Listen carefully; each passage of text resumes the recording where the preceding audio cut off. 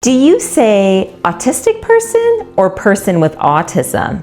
Do you know some people feel really strongly about the words we use? Today I'm going to break down why and show you that by choosing the right words can show a form of respect, understanding, and connection. Hey, I'm Genevieve, voice behind the Autism Parent Guide and mom to an autistic child. Here we break down complex topics into small, digestible bits. Today we're going to be talking about all the words around autism, autistic, neurodivergent, neurotypical, on the spectrum. And I'm going to show you that words do really matter and why they matter. So stay tuned. First up, neurotypical versus neurodivergent. And what do they actually mean? Neurotypical means brains that work most people expect them to. It's the way society runs. Whereas neurodivergent means brains that experience the world in a very unique way. Not broken, not wrong, just different. Neurodivergent, this can mean autism, ADHD, dyslexia, Tourette's, etc. These brains notice the world in their own special way.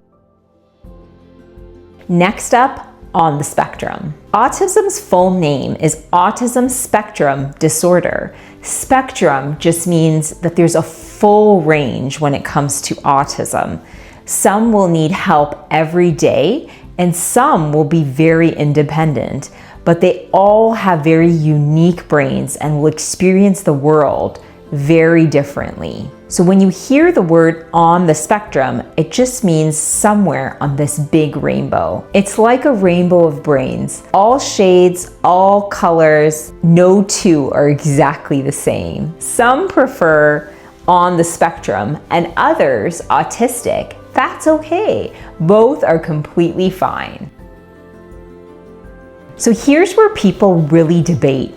Do you say autistic person or person with autism? So there's two types of ways to go about this. There is person first language, which would be child with autism. Here, we're showing that the autism, that the person comes first or the child comes first, and that the autism doesn't define everything about the child. Whereas identity first language would be autistic child, showing that autism is a part of who the child is. It's how they think, see, and feel the world. Many autistic people and the autistic community prefer the identity first language because autism isn't like a backpack they carry around. It's woven into who they are as a person. So if I can give you an analogy, you wouldn't say cake with chocolate inside. You would just say chocolate cake. And for many, autism is part of their whole flavor. A tip I would give you is if you're unsure if someone prefers person first or identity first language, just ask. For myself, I'm a mom, like I said, going through this journey like you. And so I am really trying to lean towards the identity first language when I'm talking. However, I sometimes go back and forth between person first and identity first language. Here's a personal story. I wanted to include this YouTube video because when my child first got diagnosed autistic and I started joining these groups online, I realized people were getting really angry if I used the wrong terminology, and there was no ill intent. It was just I was not educated around the use of language and why it was important. I thought it would be useful for other parents to also have an idea of what terminology is out there, why we use it in a certain way, and what's the preferred language amongst the autism community.